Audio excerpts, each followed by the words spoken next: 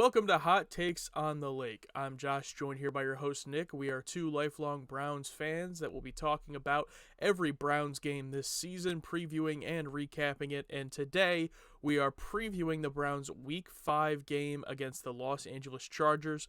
This game is at home. Both the Browns and the Chargers are 2-2. And Nick, you said last time on our recap episode of the last game that you're actually going to be in attendance for this game. Is that correct? Yes, I will be. I really don't know what to expect from this game, so hopefully it's a good one.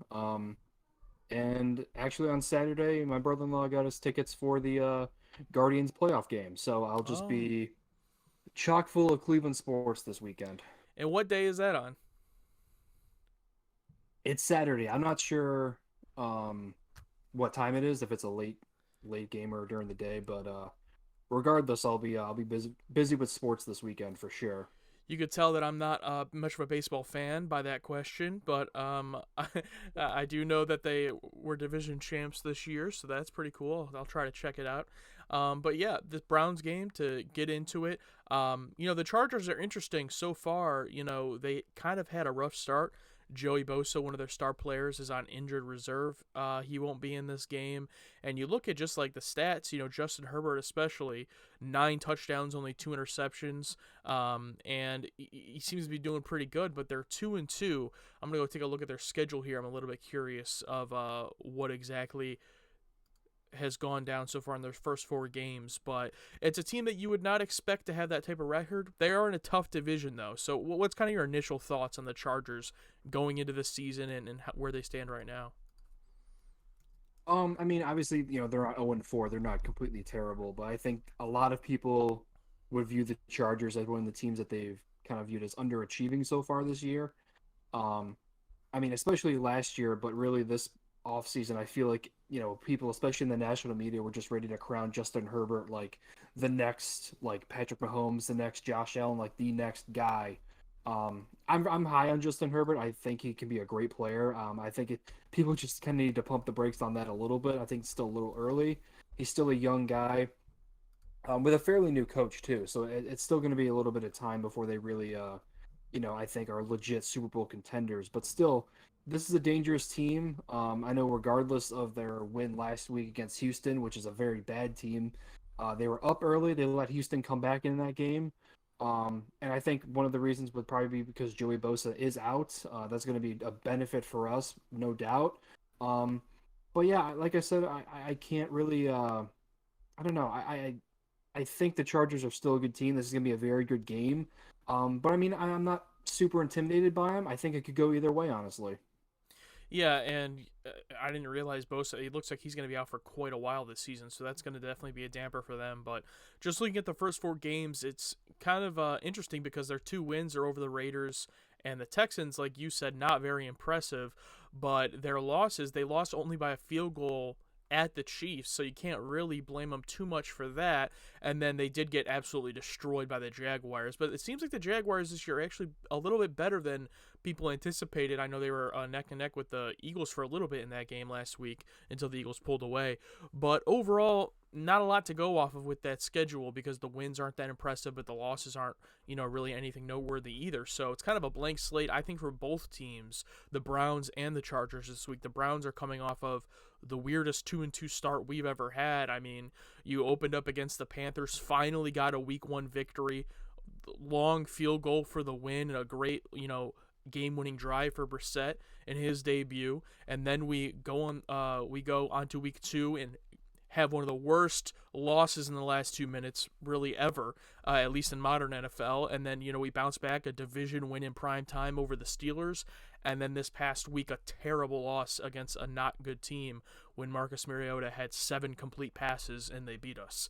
So it's just kind of really weird and up and down for the Browns. But going into this game, what's the number one thing you're going to be looking for as far as an adjustment on the Browns side from last week that you hope to do better in this game? I think it's going to have to be the play calling, no doubt. I think that we talked about it obviously in the last episode that I think a lot of times, um, I don't know. I think Stefanski just kind of maybe gets in his own head, gets in his own way. Um, I don't know. Maybe he just doesn't like. I mean, obviously we talk about, with Nick Chubb and Kareem Hunt, just the running game is so dominant and so unstoppable at times. I feel like I don't know if he gets bored just doing that, or if he just tries to get too cute and too fancy, tries to catch teams off guard. But it seems like, especially like in the second half, we'll come out after halftime, and our first couple of drives will just be real quick 3 and outs, and we don't really get a good rhythm going. The first couple of drives, I know they're usually scripted for NFL coaches, anyways. Um, but that's when we really seem to get in a good rhythm and seem to be mixing up the run and the pass pretty well. So I think at times we just kind of get in our own way for whatever reason. So I'm going to be hoping that Stefanski learns from his mistakes, and he even admitted this week that it's on him. He needs to put our players in a better position. It's just media talk. I mean, it's just typical coach line. So I don't even know, if he feels that way or if that's going to change, but it better, because I think no doubt, with better play calling, we easily could have won last week and we could have been 4-0 right now. So I think definitely against a good team, like we said, um, against good teams coming up too, they're really gonna be able to take advantage of bad play calling on our end. So I'm really hoping that the play calling is a lot better and just a lot smarter, especially in different positions, like right in the goal line in the red zone. Just pound the ball. That's what you're good at. Don't try to get cute and roll Jacoby Brissett, who's not a super athletic quarterback. I know he's shown bursts of being able to run the ball a little bit, but don't try to do these fancy plays. Just go with your bread and butter, which is Chubb and Hunt, and going behind that offensive line. Yeah, and it's going to be interesting just looking at the stats so far for the two teams here. It's kind of looking statistically, at least, like two different ways that we run our offense. You look at the Browns passing yards per game through the first 4 games, only 207 yards. 183 rushing yards per game, or I'm sorry, 187 rushing yards per game on the ground. But then you look over at the Chargers, rushing yards only 64 yards per game they're averaging right now, but 312 yards passing per game. So overall, you look at the overall yards, we're pretty similar within 30 yards of each other. We have the edge a little bit, but you could really see the game turning into the Browns running it, and then the Chargers coming back and passing it. And if our pass defense does not play well, this could be kind of a one-way shootout pretty quick, because as much as running the ball is great, I think the one big weakness of being a running first team is once you're down by 2 scores or 17 points, you're not going to be looking to run first. So that's a very slippery thing to get into. We almost got into it with the Falcons going down 10-0, but we were able to, obviously their offense wasn't that good, so we were able to get back into it. If we go down 14-0, 17-0 against the Chargers, I'm not saying abandon the run, but it could get really, really dangerous really quick. Yeah, absolutely. And I think that starts with running the ball and also just controlling the clock. Make the pace of play what you want it to be, and keep the ball out of the hands of Justin Herbert and out of Keenan Allen and Eckler and all those playmakers that they have on the offense. So I really think that should honestly be the game plan going in until Watson comes back. And we've even talked about Watson probably being extremely rusty when he comes back anyway. So even when he comes back, I think that should be our strategy. I think it's the best way for us to win and have success is just go heavy run and just kind of control the pace of game, control the possession a lot. Yeah, and it's really interesting. We are the number 2 rushing team right now in the league through the first 4 weeks. The Giants are just ahead of us by a few yards at the number 1 spot. I know Saquon's, it seems like finally having a really good year, like the first time since like his rookie year. Good for him, but we're right there at number 2. And then you look, on the other side, Chargers are the number 1 passing team right now in the NFL. 10 whole yards per game ahead the number 2 spot, which is the Bills. So even though the Chargers are 2-2 and they haven't looked necessarily the best so far, it's going to be one of the best passing teams in the league up against one of the best running teams in the league. It's rare that you kind of see that kind of matchup, so I'm going to be interested just from that standpoint. How are those two mentalities, kind of go against each other? And they do have Austin Eckler, so I'm not, it's not like they have no running game. They do have decent running backs, but on the other side with us, we have Jacoby Brissett. Obviously we have Amari Cooper who's done well, Peoples-Jones, but I don't really have the confidence in the Browns if it turns into a shootout to be able to compete with Justin Herbert, who is leading the league in passing yards as of right now. Yeah, absolutely. And I think, again, with the play calling, I think Stefanski has put Brissett in a bad spot and relied on him too much to make these game-winning drives when he's honestly just probably not equipped for that. Um, and even those two interceptions, yeah, I mean, especially the Falcons one this past week was a bad one. He kind of forced it. But I mean, you're having an average quarterback trying to have to make a play at the end of the game, and you shouldn't have been in that spot in the first place. So I think really, I mean, I know we just sound like a broken record, but kind of controlling the pace of play with the running game is also going to help out Brissett.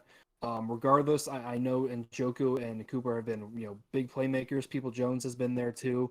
I think they just kind of keep what they're doing. I think the passing game has been great for the most part. Brissett has been taking care of the ball, making good decisions. His deep ball accuracy has not been very good over the first 4 games. I think just that's kind of is what it is. I think that's what you're gonna get. But overall, I don't think you could have asked for a better start for Brissett than what you have. Um, again, we could easily be 4-0, and part of that is the play calling, but also the defense in the last couple of games have let us down too. And that's not his fault. Again, having to make a play at the end of the game, having to go down there and try to win it on the last drive is tough for any quarterback, regardless of your skill level. So I really think they've been doing him a disservice. But I think if we just keep doing what we're doing with these not I want to say safe pass plays, but not taking any deep shots, not trying these little reverse plays like that, and trying to get fancy out there. Just go with what works. I really think that we can hang with this team. Yeah, and back to the running game just for a moment on our side, just to really kind of drive it home. Nick Chubb is having a great year so far. I don't think anyone's going to deny that. It's only been 4 games, but he is just a few yards shy of Saquon Barkley for leading the league in yards. He's also second in rushing touchdowns with 5 for the league, the only running back with 5 rushing touchdowns. And there's only one with 6, and it's Jamal Williams from Detroit.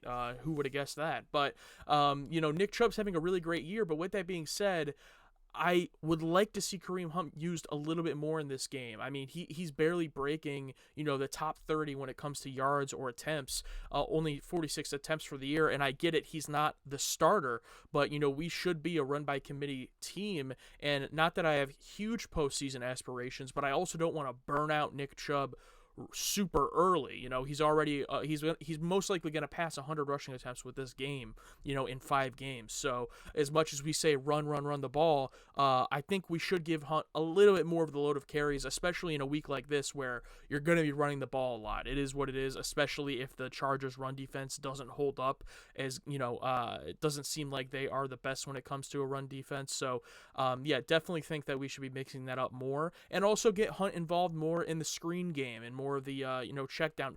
Brissett loves a check down, like you said. He has not been good in those deep shots, but if there's one thing he's good at, it's passes that are 3 to 7 yards long. So I would love to see Hunt more involved there, because it's been cool to see the receivers really step up so far this year. But yeah, Hunt, I feel like he's been there. He's had good plays. He's had touchdowns, but it doesn't seem like he has that same presence that he has in past years. Yeah, absolutely, and I completely agree with the screen game. Um, I feel like we just always try to run it with like players like Njoku and stuff, and then they just take too long to develop, and it ends up just being he throws it in the dirt or whatever. We have a lineman downfield anyways. Um, but yeah, if you want to run Chubb this much, okay, fine.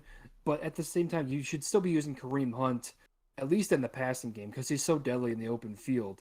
And even in the run game, like you said, get him more carries too. Just let the season isn't a waste, by any means. Like you said, we're not expecting the Browns to win the Super Bowl, but still, you don't want to have Nick Chubb, have all that much more, damage and take all these more hits for a season that you're not really, contending anyways. And especially if this is Kareem Hunt's last year, or last year or year and a half or whatever, depending on what happens in his future.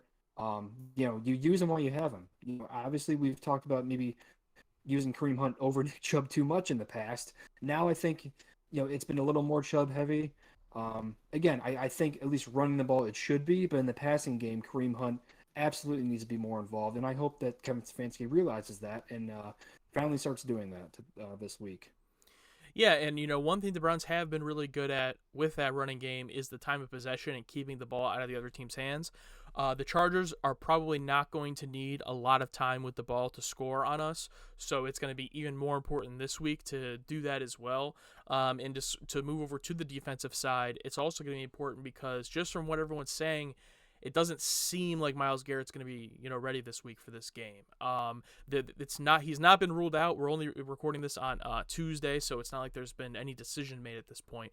But there's been reporting that it could be, having him out up to a month from his car accident. And I don't know the word on Clowney yet, but hopefully at least he's back. But yeah, with Garrett being out for the foreseeable future here, at least this week, if that is the case, we saw last week what our defense is like without Myles Garrett, especially in our run defense and our quarterback pressure.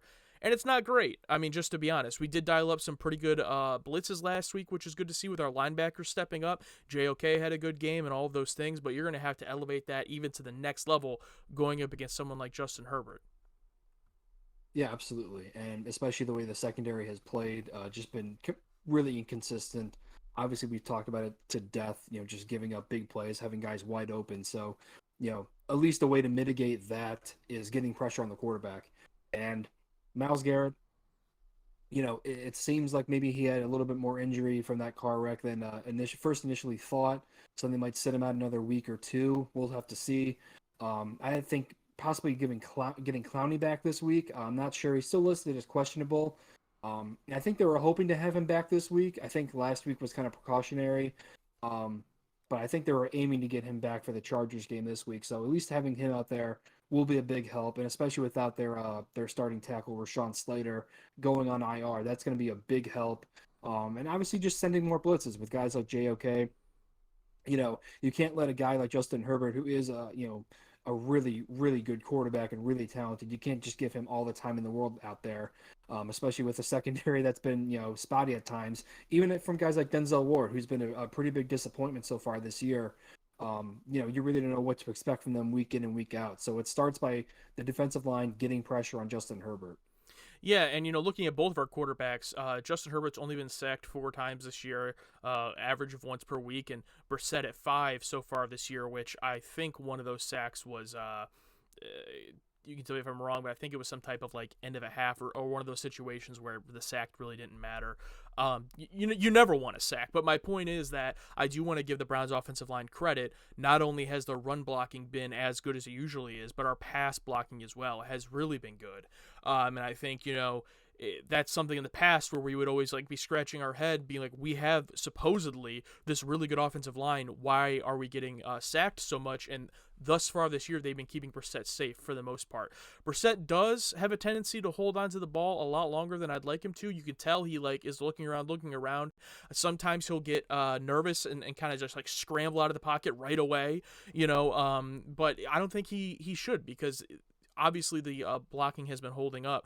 And then on the Chargers side, I haven't watched their games, but obviously with only the 4 sacks on Herbert, they're doing their job as well, with Herbert already throwing over 160 times to only be sacked 4 out of those times. It shows some good stuff for their offensive line. So it might be a little bit of a challenge without Myles Garrett, but I think those blitzes and those types of things, I definitely would be looking for more of a man coverage blitz scenario here for the Chargers. I mean, I know they have Mike Williams. Is that kind of their best receiver? I have to go see who else they have. I know they have Mike Williams, but Keenan Allen, I'm not sure if he's healthy right now or not. And you don't want to leave them open, but my God, if we leave another huge deep pass open in zone coverage, I might lose my mind this week.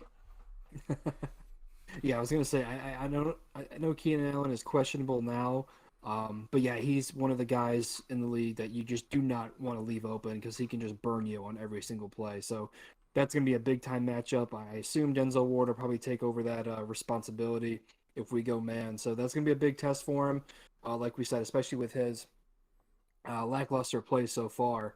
But yeah, on our offensive line side, I completely agree. I think Brissett is he either holds on to it too long or he runs out of there too quick. There's no middle ground with him. But I think definitely Jedrick Wills was probably looking at the stuff people were saying on Twitter about him after like the first game or two, because he has really stepped up. He's played very well the last couple of games for sure. And it's still tough out there, with I don't even know if our center's a rookie or not, but I mean a very not experienced center out there. Conklin is always banged up. Teller and Batonio are the rocks on the offensive line. They're always going to do their job and hold it down. But yeah, I think just protecting Brissett. Again, he's been pretty safe with the ball. He hasn't been forcing anything. He's not afraid to take a sack or throw the ball away. So I'm happy that he's very conservative in that sense. But still, that team is. I think they still have Khalil Mack out there. I know they're. Sorry, I don't follow the Chargers as much as the average person does, but I know they got some big playmakers out there. Obviously, Derwin James in the secondary, one of the best safeties in the league as well. So this is a tough defense.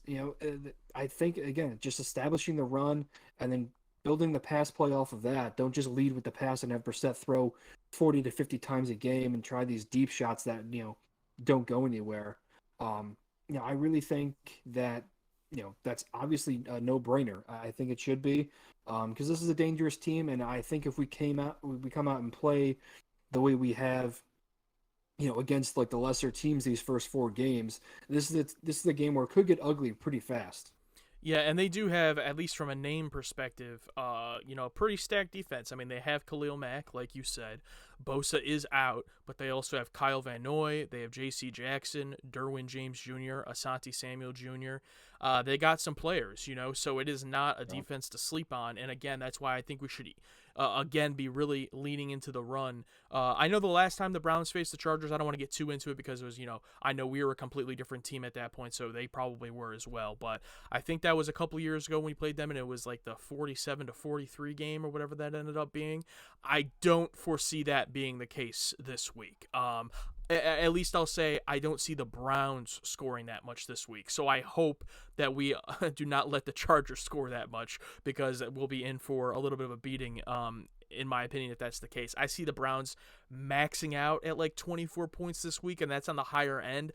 We've scored, I think it's like 27 points per game or something so far, and I think we've really kind of scored more than what would be usual for us. I think we've had some games where we've, kind of scored more, not that we should have, but scored more than what we are going to here usually for the season. So it's been a little bit inflated in my opinion.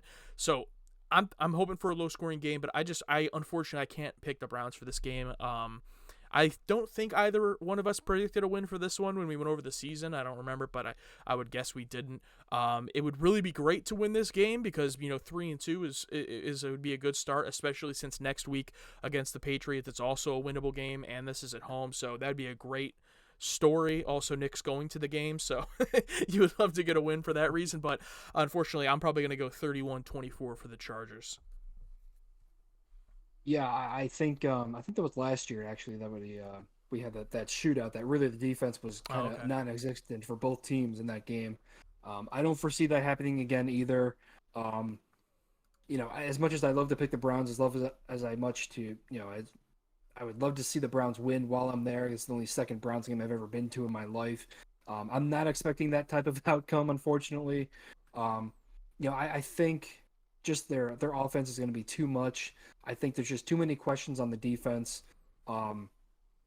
Again, I'm keep fingers crossed that we try to maybe control the possession a little bit better with the run game and everything, and I think we'll be able to if we do that. But also, like I said, it's just especially that secondary. I just never know what to expect, and going against Justin Herbert and Keenan Allen, whether he plays or not, Mike Williams is still a great receiver.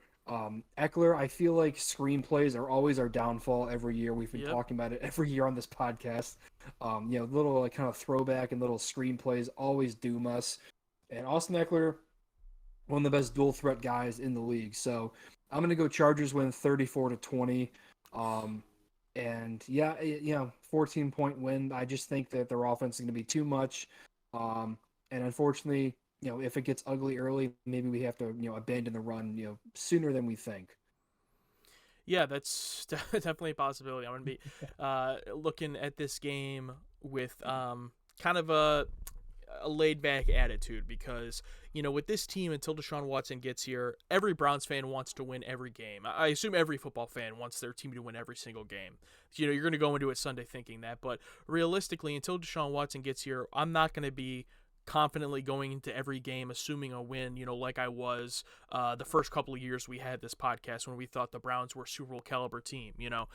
In hindsight, our team now is probably better than any of those teams, but until we get our quarterback, it's not going to feel like it. So kind of the same way I've been watching the last couple of weeks, where it's like, if we win, it's going to be awesome, going to be celebrating for sure. This will be a really big win, especially at home. But if we lose, it's still not, I'm not going to be ringing the alarm bells anytime soon. Cincinnati and Baltimore are facing each other this week, and then I think the Steelers have a pretty tough matchup as well. I'm trying to find it here on the schedule. I know they have a tough stretch coming up. Yeah, they're up against Buffalo, and at the end of the day, it's not like the schedule order matters. You're going to play your whole schedule by the end, but in terms of just the morale right now, it's very likely that only one of these teams in the division, because the Bengals and Ravens are playing each other, are going to end up 3-2 after this week, and the rest of us being 2-3. So it's not the end of the world from that perspective.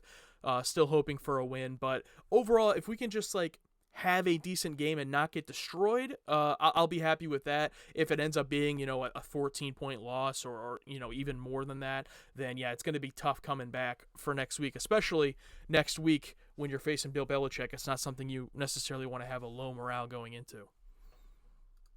Yeah, absolutely. I mean, we're taking the Rapid down there, so I'm going to be drinking either way. I'm going to Yeah, be having there a you good go. time. Whether we're winning or losing, I'll be drinking and having a good time. But yeah, I just think, yeah, I want to be confident in every game we play, but this is one of the ones where I really think the mistakes that we've seen the first four games are really going to come back to haunt us. Um, Barring that we haven't fixed them yet, and there's been no signs that has been fixed yet, especially from play calling, from the secondary problems, from the run defense. Um, Especially if Clowney and Garrett are out again this week, that's going to really be. I feel like people forget that Austin Eckler is a great running back on his own. He's not just a pass catching guy. I know he's great in fantasy and all that stuff, but they're a dangerous running team as well. So I just don't have high expectations for this game, unfortunately. But I'll be having a good time regardless. But yeah, I completely agree. Whether or not, I don't even know who's going to be playing quarterback for the Patriots, but at least from a defensive side, Bill Belichick is going to be. He's always tough. He's a defensive genius. He's going to scheme up something. So, it's going to be nice to be 3-2 going in that game, but especially like you said, if it's going to be a blowout, that's really not the vibe you want going into another tough matchup against the Patriots. Yeah, absolutely. And the last thing I'll say is just, if we do come out with the win, I do think it could be a really nice boost, considering that with the Patriots situation, you're hoping you can get a win there at home next week.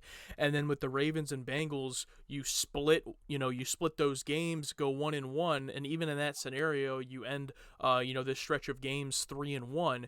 Now your outlook on the rest of the season coming back from the bye week is going to be totally different, because you have that bye week, I believe that's week 9, and then you come back on the road against the Dolphins, on the road against the Bills. You're probably not winning either of those games, regardless of the situation, right? I don't know what exactly is going on with Tua, what his situation will be, but the Dolphins are still really good regardless. So if you're gonna know for a fact any 2 games back to back you're going to lose this season, it's going to be after that bye week, and that's going to suck. Obviously, Deshaun comes back shortly after that, after the Buccaneers, but winning this game can be kind of that little bit of breath of fresh air of okay, at least we're not in huge trouble later on. But if we do lose this game like we're both predicting, yeah, it's going to be like the Dark Knight. It's going to be darkest before the dawn when it comes to that. Yeah, definitely. Yeah, like I said, and yeah, it's just a tough stretch, and you hope, especially, it seems like it's just a lot of mental errors out there, and stuff that easily can be fixed.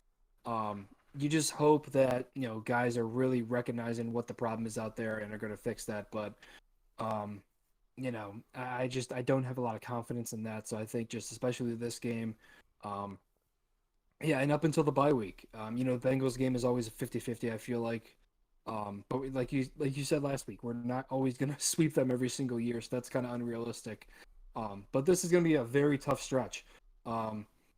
Especially if the play calling is still bad, the secondary is still awful, we still can't stop the run. It doesn't matter how many yards Nick Chubb runs for or how many touchdowns he scores. We're just going to get blown out every single game. So this will be a nice morale boost. I'll be very surprised if we end up winning this game. But again, I just don't have high expectations for it, unfortunately.